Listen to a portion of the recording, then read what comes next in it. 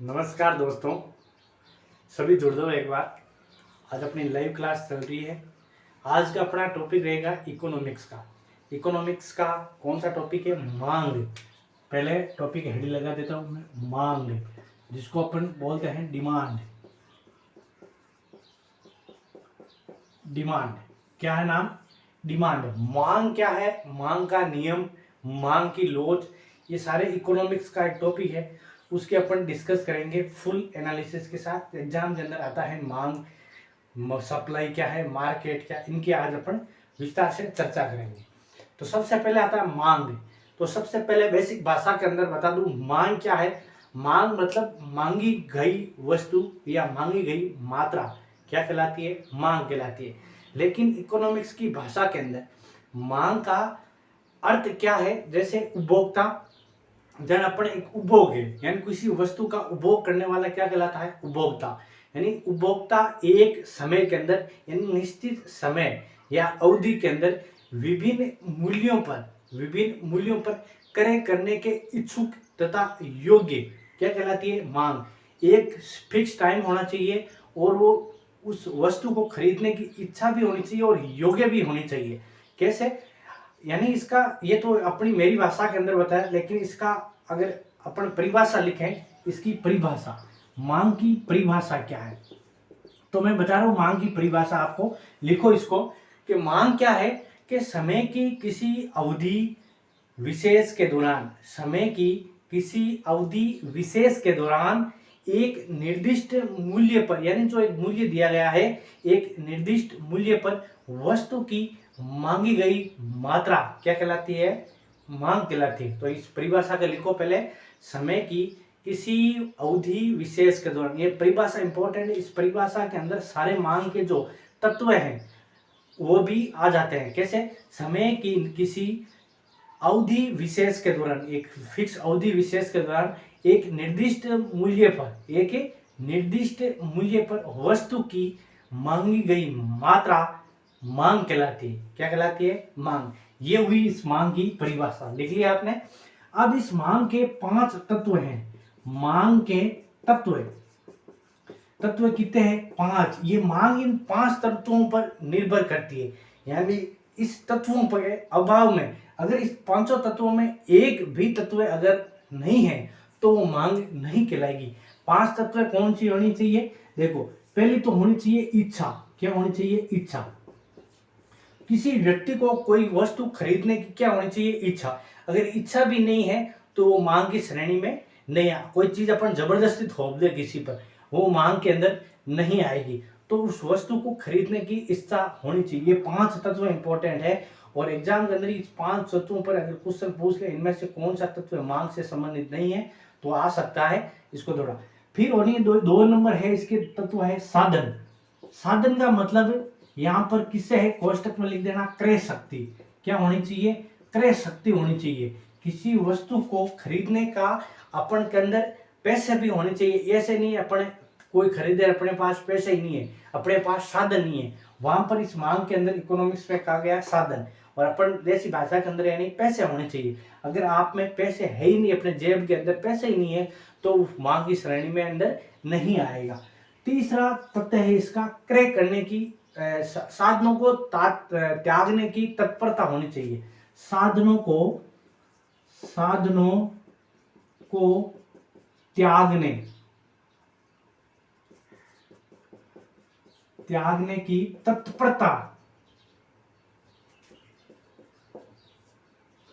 साधनों को त्यागने की तत्परता होनी चाहिए। ऐसे नहीं है पैसे हैं और अपन खरीदने के, मतलब कोई चीज अपन खरीदनी है उसको पैसे किसी को देना ही नहीं चाहते। जेब में पैसे पड़े हैं, इच्छा भी है, साधन भी है अपने पास, पैसे भी है, लेकिन पैसे जेब के अंदर है, अपन किसी को देना, यानी अपन गुंजी करके इकट्ठा करनी है। जैसे पहले के वडेरा करते थे ना कि गुंजी करके इकट्ठा कर लेते, यानी किसी को के हमारे बेटे के पोते काम आए। बात चीज नहीं होनी चाहिए कि साधनों को त्यागने की तत्परता होनी चाहिए, तभी वो मांग की श्रेणी के अंदर आएगा। अगला है 3 हो गए। 4 मूल्य। किसी वस्तु का मूल्य भी होना चाहिए। ऐसे नहीं है कोई वस्तु है उसका मूल्य है ही नहीं, कोई चीज फोकट में दे रहा, वो फोकट वाली मांग के अंदर नहीं आएगी। मांग के अंदर उसका मूल्य होना चाहिए, कुछ ना कुछ को मूल्य होना चाहिए। और पांचवा पॉइंट है समय, यानी उस खरीदने की वस्तु के लिए अपने पास टाइम भी होना चाहिए। यानी मांग के 5 तत्वों पर निर्भर है।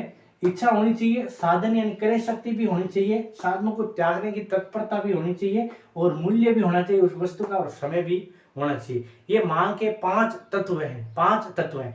अगर कोई भी तत्व है इसके अंदर अभाव है, कोई भी तत्व इसके अंदर नहीं पाया जाएगा कोई है, तो वो मांग की श्रेणी में अंदर नहीं आएगा। ये जैसे मैं एक उदाहरण बताता हूं आपको, जैसे कोई भिखारी है, क्या है, भिखारी, वो भिखारी कार लेना चाहता है, कार लेना चाहिए। अब वो मांग की श्रेणी में आएगा नहीं आएगा, नहीं आएगा, क्योंकि उसके पास साधन यानी मुद्रा नहीं है।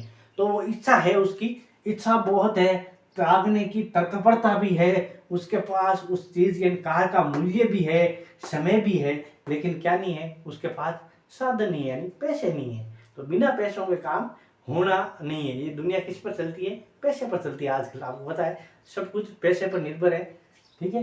पैसों से कहते हैं, देखो कई कहा है, पैसों से सिर्फ माँ बाप नहीं खरीद सकते, बाकी हर चीज अपने पैसों से खरीद सकते हैं, वो बात है। ये कहावत है पहले बडेराओं की। तो साधन उसके पास भिखारी के पास नहीं है, साधन नहीं है, तो साधन नहीं होने की वजह से वो मांग की श्रेणी के अंदर नहीं आएगा। अब इस मांग को प्रभावित करने वाले तत्व कौन से, मैं पॉइंट टू पॉइंट बात करूंगा, नहीं यहाँ भटकना है अपन को, एकदम पॉइंट टू पॉइंट बात करनी है। अपने एग्जाम के अंदर पॉइंट टू पॉइंट जो क्वेश्चन आता है उसकी बात करेंगे, उधर उधर की बात ना करेंगे। चलो, मांग को प्रभावित करने वाले तत्व यानी कौन कौन से मुख्य तत्व हैं जो मांग को प्रभावित करते हैं। कोई वस्तु अपन खरीदना है, उसकी जो है प्रभावित कैसे करते हैं उस वस्तु को खरीदने के अंदर, वो बात चलते हैं। पहले इसको लिख लिया आपने, इसको हटा देता हूं।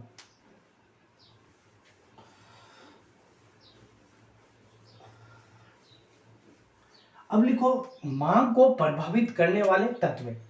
मांग को प्रभावित करने वाले तत्व, मांग को कौन कौन से तत्व हैं वो प्रभावित करते हैं, ये चीज है, ठीक है। ये गलत लिख लिया क्या, भावित है, ठीक है, प्रभावित, प्रभावित करने वाले तत्व। कौन कौन से तत्व हैं जो मांग को प्रभावित कर सकते हैं। पहला पॉइंट अपन लिखो, मूल्य। कोई वस्तु का मूल्य उस मांग को प्रभावित कर सकता है, ठीक है। कैसे, देखो पहले मैं बताऊंगा, अन्य बातें समान, यानी बाकी सभी वस्तु, बाकी जो भी चीज है वो स्थिर होनी चाहिए, शैली मूल्य में परिवर्तन हो गया। इसकी एक परिभाषा लिखो, मूल्य कैसे, मांग को प्रभावित करने वाला मूल्य कैसे प्रभावित तत्व के अंदर आता है। तो लिखो, देखो, अन्य बातें समान रहने पर, अन्य बातें कहीं होनी चाहिए, समान। ये अन्य बातें कौन सी है, जैसे अपनी आय है, समय है, कोई जैसे मार्केट है, इसके अंदर ऐसा नहीं है सप्लाई उस टाइम में ज्यादा आ जाए कम आ जाए, वो भी नहीं होनी चाहिए। अन्य बातें समान रहने पर, ये बातें हैं कहाँ है, मैं अभी लिखा दूंगा लास्ट के अंदर कि अन्य बातें किस किस के अंदर 2-4 पॉइंट है वो लिखा दूंगा।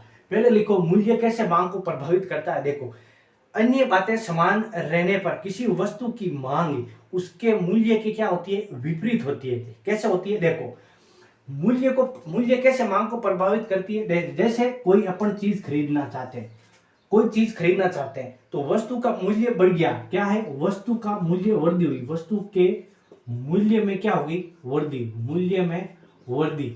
जैसे अपन मूल्य वृद्धि होगी तो अपन क्या करेंगे कि अपन उस चीज को क्या करेंगे, कम खरीदेंगे, क्या करेंगे, कम। तो उस वस्तु की क्या होगी, मांग के अंदर गिरेगी, मांग क्या होगी, गिरेगी, मांग गिरेगी, गिरती है। अभी मैं इसको शॉर्ट में समझाऊंगा अच्छी तरह। वस्तु के मूल्य में वृद्धि, तो मांग क्या करेगी, गिरेगी, और वस्तु के मूल्य के अंदर कमी होगी। जैसे कमी होगी तो मांग क्या है, मांग बढ़ेगी, मांग क्या बढ़ेगी। कैसे, शक्कर है, मीठे से शुरू करते हैं, खारा क्यों ले, अपने हाथ में लेना, तो शक्कर है, शक्कर का मूल्य बढ़ा, शक्कर का ये तो है मूल्य, नीचे लिख लेता हूं शक्कर, यहां लिख रहा हूं मूल्य, यहां लिख रहा हूं मांग। कैसे, शक्कर का मूल्य बढ़ा, जैसे ही शक्कर जैसे पहले 30 रुपए केजी थी, अब हो गई 35 रुपए केजी। तो अपन क्या करेंगे, मार्केट में जाएंगे कि शक्कर के भाव है साहब, दुकानदार जी सेठ जी, तो बोलेगा 35 रुपए किलो, कि कल तो 30 थे आज 35 है, तो अपन को क्या 10 किलो लेनी थी, अपन कितनी लगेंगे कि यार 5 किलो ले लेंगे, 5 केजी। मांग क्या होगी, कम होगी, वस्तु का मूल्य बढ़ा, मांग घटेगी।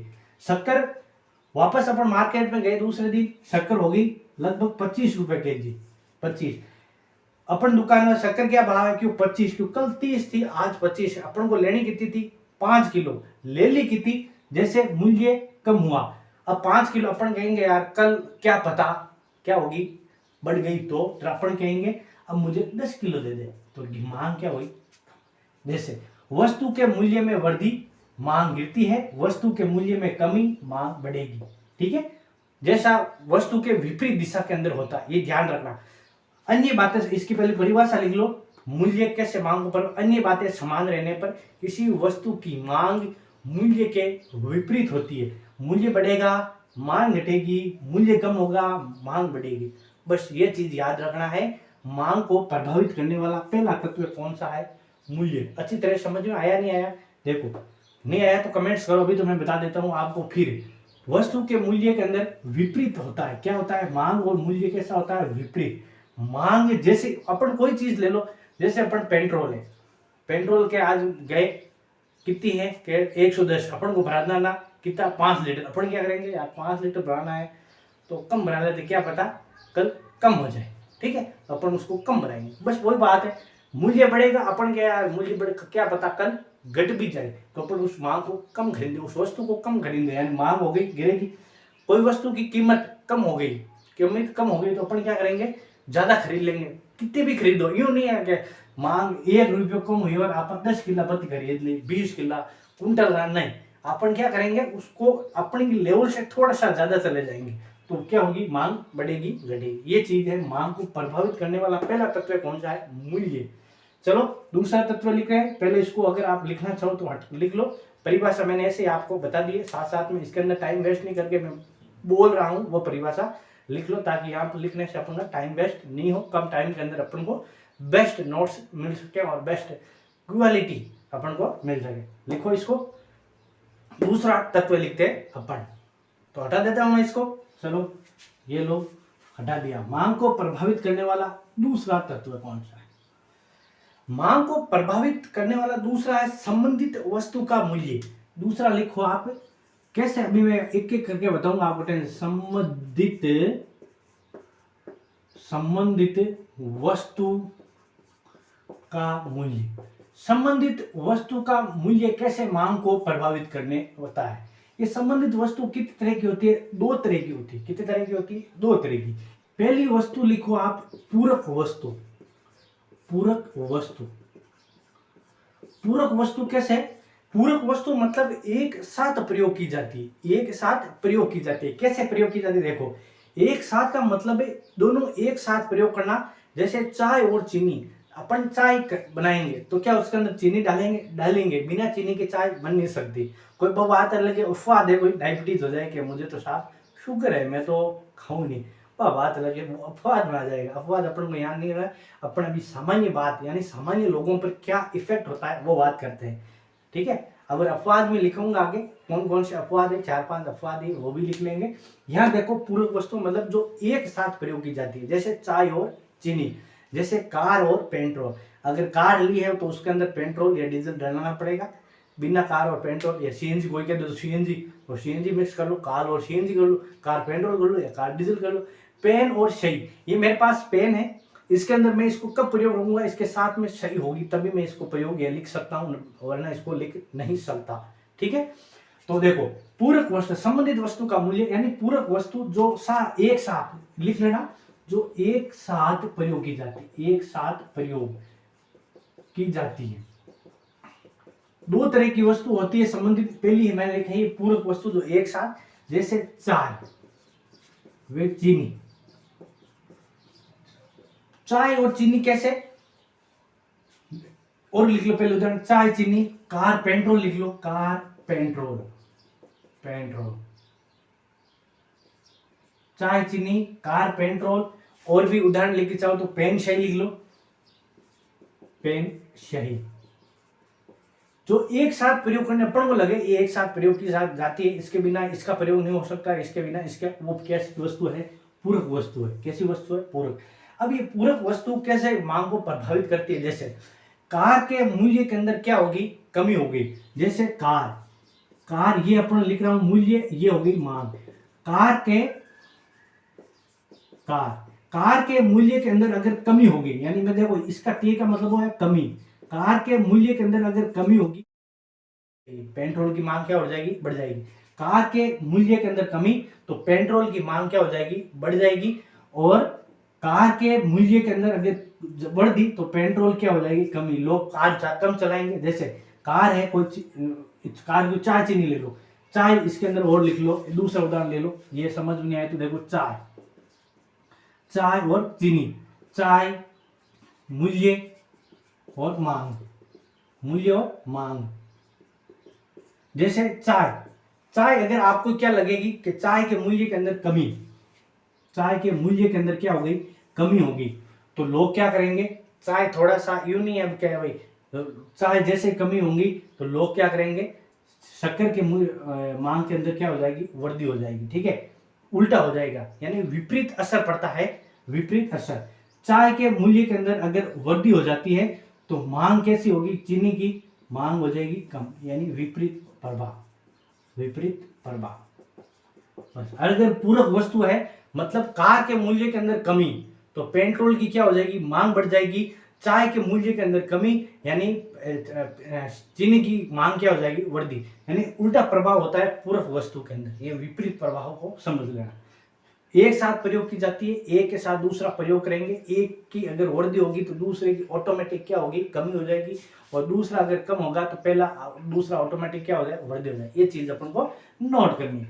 चलो, पहली होगी पूरक वस्तु। दूसरी चीज लिखो, पहली संबंधित वस्तु के दो तरह की बताई मैंने, एक पूरक और दूसरी लिखो स्थानापन्न, स्थानापन्न।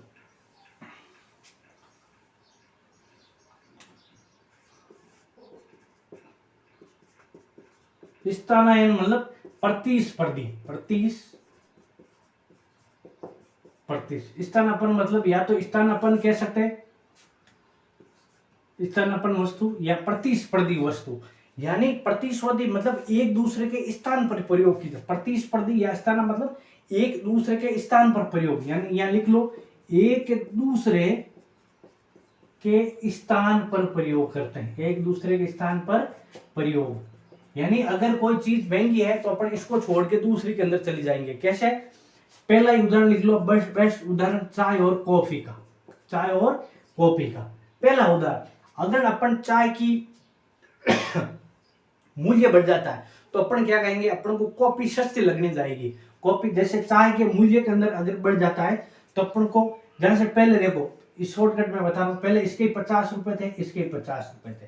ठीक है, चाय 50 रुपए किलो और कॉफी भी 50 किलो। अब चाय के अंदर क्या है, मूल्य बढ़ गया, हो गया 60 रुपए, मूल्य यानी बढ़ गया। तो लोग क्या करेंगे, कॉफी की मांग के अंदर क्या परिवर्तन होगा, कॉफी की मांग क्या हो जाएगी। देखो, चाय अपन को 50 के अंदर थी, चाय होगी 60 रुपए किलो, कितनी होगी, 60, और कॉफी मिल रही है 50 में। चाय वाले की किस्त शिफ्ट हो जाएंगे कॉफी के अंदर, तो कॉफी की मांग के अंदर क्या हो जाएगी, वृद्धि, लोग कॉफी ज्यादा खरीदेंगे। तो इसके अंदर क्या होता है, सेम प्रभाव होता है, जिस साइड ये जाएगा दोनों एक ही दिशा के अंदर जाएंगे, ये चीज ध्यान रखना। जैसे चाय के अंदर, चाय और कॉफी समझ में आ गया, चाय और कॉफी, चाय के अंदर जैसे ही रेट बढ़ेगी अपन को कॉफी सस्ती लगने लगेगी, अपन कॉफी के अंदर चले जाएंगे तो अपन कॉफी। और अगर लेके देखो कोका कोला और 7अप, कोका कोला बेस्ट उदाहरण है, कोका कोला और 7अप का, चाय कॉफी लिख लो, दूसरा उदाहरण लिखो कोका कोला, कोका और 7अप, 7अप। ये कोका कोला एक पेय पदार्थ है दोनों। अगर कोका कोला महंगी हो जाएगी, 10 रुपए की मिलने वाली चीज 20 रुपए हो जाएंगे, तो 7अप अपन को 10 रुपए में मिल रही है तो अपन क्या करेंगे, ज्यादा 7अप खरीदेंगे, और 7अप की मात्रा के अंदर, मांग के अंदर क्या हो जाएगी, वृद्धि हो जाएगी। ये चीज मत करना, ये मैं सिर्फ डिमांड के अंदर क्या देखा जाता है, एक वस्तु की मांग और दूसरे का मूल्य, ये ध्यान रखना। ये यूं नहीं है 7अप का मूल्य ले रहा हो और कोका कोला भी मूल्य नहीं, कोका कोला का मैंने अगर मूल्य लिया है तो 7अप का क्या होगी, मांग ली जाएगी, क्या ली जाएगी, मांग ली जाएगी। ये चीज ध्यान रखना, मांग और मूल्य। दो उदाहरण लिख लेना, एक तो चाय कॉफी, एक लिख लेना अपन को कोका कोला और 7अप। और स्कूटर मोटरसाइकिल, इस तरह अगर दो एक दूसरे के स्थान पर प्रयोग, स्कूटर अगर महंगा अपन मोटरसाइकिल के अंदर चले जाएंगे, मोटरसाइकिल अगर महंगी लग रही है तो अपने स्कूटर खरीदने लग जाएंगे। वो बात हो गई। ठीक है, तो 3 चीज लिखना, चाय coffee, scooter, motorcycle, Coca Cola, seven up, ये चीज लिख लेना। ये हो गया अपना स्थापन यानी प्रतिस्पर्धी। पूरक वस्तुओं के अंदर तीर ऊपर नीचे यानी एक विपरीत दिशा के अंदर होते हैं, और स्थापन वस्तु के अंदर तीर एक ही दिशा के अंदर हो जाता है। कुछ ये तो शॉर्टकट के अंदर ये याद कर लेना, बाकी मैंने आपको अच्छी तरह से समझाया, ठीक है। तो मांग को प्रभावित करने वाले 2 तत्व लिखा दिए, एक तो मूल्य लिखा दिया, दूसरा अपने संबंधित वस्तु का मूल्य यानी संबंधित वस्तु यानी पूरक वस्तु या स्थापन। अब तीसरी आती है उपभोक्ता की आय। तीसरी क्या है? उपभोक्ता की आय। तीसरी वस्तु क्या है? उपभोक्ता की आय। उपभोक्ता की आय से कैसे संबंधित वस्तु यानी तत्व मांग को प्रभावित कैसे करती है? उपभोक्ता की आय। उपभोक्ता की आय मतलब जब जैसे अपन को कोई अपन की जैसे मेरी बार इनकम में मैं 10,000 रुपये कमाता हूँ, मान लो मैं 10,000 रुपये कमाता हूँ, यानी मेरी आय कितनी है? 10,000। जैसे ही मेरी आय क्या होगी? वर्दी। आय के अंदर क्या हो गई? वर्दी हो गई, आय वर्दी। तो मैं क्या करूंगा? अब क्या करूंगा? वस्तु की मांग ज्यादा खरीदूंगा। जैसे मैं कोई चीज पहले कि महीने का राशन ले रहा था मैं 5,000 यानी चाय लेता महीने की 2 किलो, मेरी आय बढ़ गई। अब मैं क्या करूंगा? एक साथ पूरे महीने की चाय खरीदूंगा कि चाय की मांग के अंदर क्या हो गई? वस्तु वृद्धि हो गई। तो ये ध्यान रखना आप, जैसे अपन की आय बढ़ेगी वस्तु की मांग में क्या हो जाएगी? वृद्धि। आय में वृद्धि, ये लिख लो यहाँ। उपभोक्ता की आय कैसे? आय में वृद्धि, तो उपभोक्ता आय में वृद्धि, तो उपभोक्ता मांग में वस्तु की मांग में वृद्धि। जैसे मेरी आय बढ़ेगी मैं कोई चीज ज्यादा खरीदने लगूंगा, आय कम होगी तो मैं कोई चीज कम खरीद लो। अपन पर ही देख लो, अपन कोई रजिस्टर यानी अपन लिखने का रजिस्टर देख लो। जैसे मेरे पूरे जेब खर्च मुझे लगभग 100 रुपये महीने का मिलता था, 100 रुपये। तो मैं क्या रजिस्टर उसको आज अच्छे से कि यार खाली कहीं जगह नहीं रह जाए, सब जगह लिखना है अपन को, सब जगह ऊपर नीचे, ठीक है। बढ़िया भर गए तो एक बार और कहीं और जगह और उसके अंदर रजिस्टर भर लेते हैं। अब मेरी क्या है? मुझे 100 की जगह 200 रुपये मिलने स्टार्ट हो गए, तो मैं क्या करूंगा? एक रजिस्टर एक्स्ट्रा खरीदूंगा, यानी वस्तु की मांग के अंदर क्या हो गई? वृद्धि हो गई। वस्तु की मांग के अंदर वृद्धि हो गई, ठीक है। अब इसके अंदर अपवाद भी एक दो अपवाद है, वो कैसे? जैसे अनिवार्य वस्तु है कि कोई वस्तु है शुरू के अंदर आय के अंदर एक साथ मूलभूत आवश्यकता है रोटी कपड़ा और मकान। आदमी की मूलभूत आवश्यकता क्या है? रोटी कपड़ा मकान। पहले इसके अंदर अपवाद लिख लो, आय, उपभोक्ता की आय।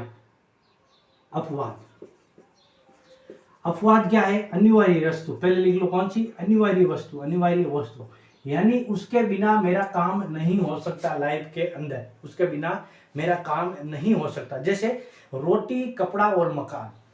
मैं रोटी खाता हूं, पहले दिन में सुबह 2 रोटी खाता हूं क्योंकि मेरी आय इतनी है कि मैं 2 रोटी खा सकता हूं, तीसरी रोटी खाने के लिए मेरे पास पैसे नहीं है, ठीक है। मेरी आय बढ़ गई तो मैं क्या करूंगा? अब मैं भर पेट के खाऊंगा और आय बढ़ गई, अब कहां डालूंगा? यानी अनिवार्य वस्तु के अंदर क्या होती है? अनिवार्य वस्तु के अंदर एक टाइम तक तो वो क्या है? बढ़ेगी, लेकिन निश्चित टाइम के बाद क्या वो स्थिर हो जाती। मैंने बेस्ट उदाहरण दिया आपको। मेरी भूख पहले थी 2 रोटी की, 3 रोटी खा सकता, लेकिन मेरी आय नहीं है, तो आय में 2 रोटी की हिम्मत है मेरी कमाने की, तो मैं 2 रोटी खाऊंगा। मेरी आय बढ़ गई, अब मैं फुल पेट मैंने 3 रोटी खानी स्टार्ट हो गई, और मेरी आय बढ़ गई तो अब मैं क्या पेट में क्या और एक्स्ट्रा टैंक तो लगाने से खाऊंगा कितनी? 3 रोटी। तो मैं अनाज कितना खरीदूंगा? 3 रोटी का ही अनाज खरीदूंगा, यानी डेली के 3 के हिसाब से अनाज खरीदूंगा। अब ये तो नहीं है कि मैं पूरा मेरी आय बढ़ गई तो मैं पूरे के अंदर खेत के अंदर जितने गेहूं हुए मार्केट में सब घर पर ला दूंगा, नहीं, ऐसा नहीं है, ठीक है। तो ये अनिवार्य वस्तु क्या करती है? एक टाइम तक तो क्या है? बढ़ देगी, अपन की आवश्यकता के अनुसार तो बढ़ेगी, लेकिन बाद में अंदर क्या हो जाएगी? स्थिर हो जाएगी। बाद में उन्हें तो बढ़ेगी, उन्हें घटेगी। ये चीज हो गया, यानी ये अपवाद के अंदर आता है अनिवार्य वस्तु। समझ में आ गया? दूसरी है घटिया या निकृष्ट वस्तु, यानी घटिया वस्तु है। जैसे पहले लिखना है, दूसरी लिख लो घटिया वस्तु। घटिया वस्तु कैसे? उपभोक्ता की आय, यानी जैसे उपभोक्ता की आय बढ़ेगी तो घटिया वस्तु अपन क्या करेंगे? कम खरीदेंगे। घटिया वस्तु जैसे अपन के लिए बाजरा यानी मोटा अनाज है, वो निकृष्ट वस्तु के अंदर आता है। लोग कम खाते हैं बाजरे को कम खाते हैं लोग, गेहूं ज्यादा खाते हैं। ठीक है, अब मैं पहले बाजरा खाता था, मेरी वार्षिक आय कम थी, मेरी आय बढ़ी तो मैंने क्या किया, बाजरा खाना कम, थोड़ा सा गेहूं ज्यादा एक्स्ट्रा कर लिया, थोड़ा सा, कि भाई पहले 2 बोरी लेता था बाजरे की, अब मैं क्या करूंगा 1.5 बोरी बाजरे की, आधी बोरी गेहूं की लूंगा। और मेरी आय बढ़ेगी तो मैं क्या करूंगा, बाजरे की 1 बोरी हो गई और गेहूं की 1 बोरी हो गई, और मेरी आय बढ़ेगी, ऐसे बढ़ेगी मेरी आय तो मैं क्या करूं, बाजरा तो कम खाऊंगा और गेहूं ज्यादा खाऊंगा। यानी निकृष्ट वस्तु यानी घटिया वस्तु मानते हैं बाजरे को। बाजरा अच्छा है स्वास्थ्य के लिए, लेकिन मोटा अनाज के अंदर आता है, लोग इसको कम पसंद करते हैं। जैसे शहरों के अंदर रहते हैं, कई सिटी के अंदर रहते हैं, लोग क्या खाते हैं, ज्यादा गेहूं का ज्यादा खाते हैं, तो क्या करेंगे, वस्तु घटिया वस्तु की क्या हो जाएगी, कम हो जाएगी, और आय बढ़ेगी तो घटिया वस्तु की होगी, मांग के अंदर कमी हो जाएगी। तो घटिया, पहले अपवाद अनिवार्य वस्तु और दूसरी लिखना घटिया वस्तु का मतलब आय में वृद्धि से घटिया वस्तु की मांग में कमी होती है, मांग गिरती है या मांग कम होती है। तो ये लिखना उपभोक्ता की आय कैसे प्रभावित करती है मैंने बता दिया आपको, और उसके अंदर 2 अपवाद है, 2 अनिवार्य वस्तु और घटिया वस्तु, ये उपभोक्ता की आय को प्रभावित करते हैं, लेकिन इनके अंदर विपरीत संबंध होता है, विपरीत संबंध। आय बढ़ेगी तो आय बढ़ेगी, कोई मेरी आय बढ़ेगी तो वस्तु की मांग के अंदर वृद्धि होगी, लेकिन अनिवार्य वस्तु और घटिया वस्तु के अंदर ऐसा नहीं है। अनिवार्य एक स्थिर टाइम तक तो बढ़ेगी, बाद में स्थिर हो जाएगी, और घटिया वस्तु के अंदर उल्टा है, मेरी आय बढ़ेगी तो घटिया वस्तु पर मैं कम खरीदूंगा, अब जो खराब चीज है वो मैं करूंगा, अच्छी चीज के अंदर जाऊंगा। ठीक है, ये चीज है। इसके अंदर घटिया से अपने देखो, मेरे कपड़ों से ले लो, अगर आपने पहले अपनी आय कम थी तो आप नॉर्मल कपड़े पहनते थे, मेरी आय बढ़ेगी ब्रांडेड चीज पर आ गया, मैं जो घटिया वस्तु थी अपनी, जो घटिया ड्रेसें खरीदते थे कम लेवल की, अपन वो क्या करेंगे, बंद करके अपन बढ़िया ब्रांडेड के अंदर चला जाएंगे, तो घटिया वस्तु की तो मांग के अंदर कमी हो जाएगी, जैसे मेरी आय बढ़ेगी। ठीक है, ये पॉइंट लिख लिए, 3 उपभोक्ता की आय कैसे मांग को प्रभावित करती है, 3 पॉइंट दिखा दिया मैंने। अब लिखो अपन चौथा पॉइंट, तो लिखते हैं अपन चौथा पॉइंट, इसको हटा देता हूं मैं, ये लो 3 पॉइंट लिख लिए, तीनों समझने के इंपॉर्टेंट है। चौथा पॉइंट लिख लो, चौथा है आय का वितरण। आय, चौथा पॉइंट लिखो आय का वितरण, आय का वितरण। अब इसको आय को वितरण को अपन समझाने की जरूरत नहीं है, सिर्फ मैं थोड़ी सी बता देता हूं।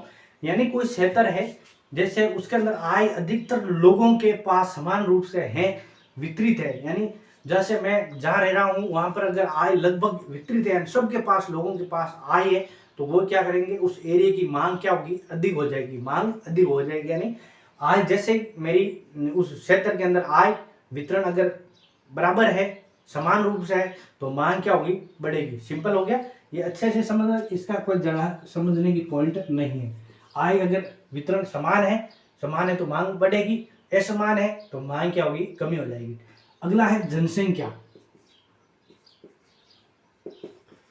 जनसंख्या कैसे मांग को प्रभावित करती है, जनसंख्या कैसे मांग को प्रभावित करती है, देखो गलत लिख दिया क्या,